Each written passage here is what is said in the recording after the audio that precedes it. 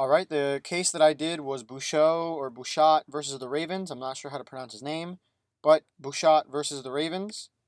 This is my make your case presentation by Brian Barbosa.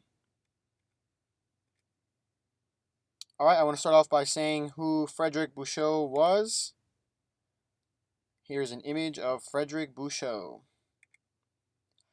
He was a security guard that was working, and he found out that there was going to be a new team in Baltimore, and he ended up pretty much drawing up a logo. He passed it up to someone, and then that's where things started getting a little fishy because when he passed it up to one of the people that was going to recommend his logo for him, it went through that person, and they passed it on to the next person, and it just kept going up the chain, and eventually they just thought that it was okay for them to use that logo. However, he ended up suing the Ravens for infringing on his logo idea. The Baltimore Ravens. This right here is their current logo. The team was created in 1996, and they are also two-time Super Bowl champions. They are also my favorite team, and I support them 100%. And like I said, this is currently their logo. The infringed work. This is a picture showing the plaintiff's drawing. So right here on the left is the plaintiff's drawing. On the right is the defendant's logo. And that's what the Ravens currently or used to have during the 1996, 1997, and 1998 seasons. The case was argued December 4th of 2009, and the case was finally decided on September 2nd, 2010. So the argument of the case was that the copying of the Ravens team logo, like I said before, it was for 3 seasons, and it ended up being from 1996 to 1999. However, it was not the 1999 season, just up to that year.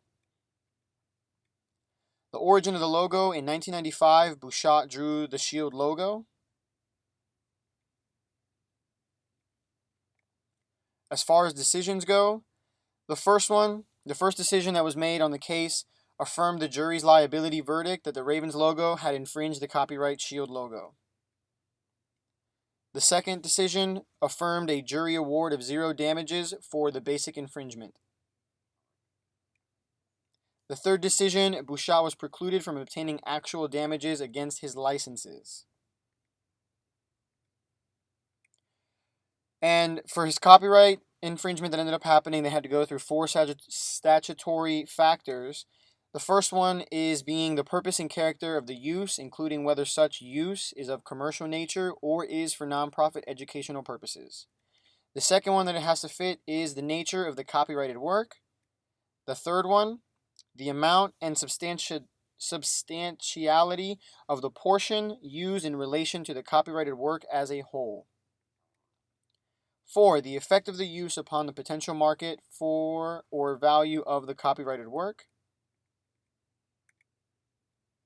And as far as the films go, where they play, like the historical films that the Ravens had, according to the first factor, which is the purpose and character of the use, including whether such use is of a commercial nature or is for non-for-profit educational purposes, pardon me, the court decided that the films were just here to capture the highlights of the 3 Raven seasons, which weighed the first factor as finding a fair use. For the second factor, the nature of the copyrighted work is a creative drawing, and creative works are protected by the Copyright Act. The creative nature of Bouchat's work indicates that making a copy of his work would not be fair use. When it comes to the third one, the amount and substantiality of the portion used in relation to the copyrighted work as a whole, ended up being that copying an entire work weighs against finding a fair use. His entire work is reproduced in the highlight films, weighed the third factor against a finding of fair use. And lastly, for the fourth one, the effect of the use upon the potential market for or value of the copyrighted work.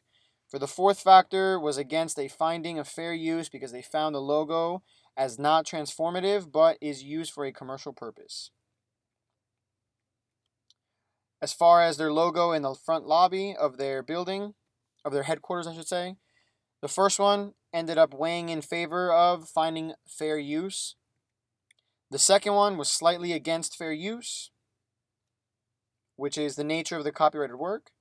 The third one, the amount and substantiality of the portion used in relation to the copyrighted work as a whole, was completely neutral.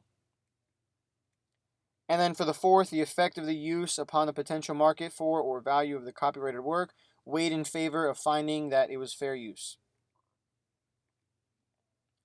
Now, there was a similar case that was discussed in the Bouchot versus the Ravens case, and that was Bond versus Blum. The case was referenced during the Ravens case, as I said before, in regards to deciding if a copy of the work would be considered to be fair use or not. So, Bond versus Blum, the argument was whether reproducing a copyrighted manuscript to introduce as evidence in a child custody proceeding constituted a fair use of the manuscript. Continuing for this case, in this case, plaintiff William Bond wrote an autobiography, and in this autobiography, he recounted the true story of how he murdered his father. The case was about the child custody battle. A few years later, when the plaintiff's wife was in child custody battle with her former husband, the former husband showed the court that the plaintiff's manuscript and said that the household was not a suitable place for the children to live. The plaintiff appealed the district court's ruling and that the former husband's use of the manuscript as evidence in the court was protected by fair use. And then for the four statutory factors, they ended up deciding that after going through the four statutory factors, the court ruled the work permissible fair use. They based their decision on finding that the former husband's purpose for using the work was narrowly related to the manuscript's evidently value. Since the work was introduced as evidence, the former husband was relying on the historical facts and not the mode of expression or any creative element. And then lastly, the court said that there was no evidence that admitting the manuscript into evidence would adversely affect the work's marketability. And then as far as the outcome ended up being that it was fair use to use that in court. Back to Bouchot versus the Ravens outcome. I apologize for that error right there. It was autocorrect. I ended up finding an article saying that the Ravens had to pay $721.65 for the sale of the highlight films. They had to pay that out to Bouchot. And they also had to pay $100 for, I should say, every time that they showed the logo at their home stadium. Final thoughts. I believe that the Ravens didn't intend to infringe on the work because, like I said before earlier in this presentation, that Bouchot ended up submitting his work to be used. However, unfortunately, somewhere down the line it got passed to the wrong person, or the Ravens just assumed that it was okay to use that work because they ended up getting it, when in reality, Bouchot wanted to work with the Ravens so that he could collect something or at least get credit, some kind of reward. Overall, though, I do agree with the outcome that ended up happening. I do believe that Bouchot should get paid for something because the Ravens completely copied the logo. It looked exactly the same as what his drawing looked like, and I think that the outcome was pretty fair. However, I do believe that Bouchot should have deserved a little bit more money because for 3 seasons, I mean, I feel like there was a lot more videos that were sold. Maybe they just weren't able to keep track of them. But overall, I agree with the outcome. There's my references. Thank you so much.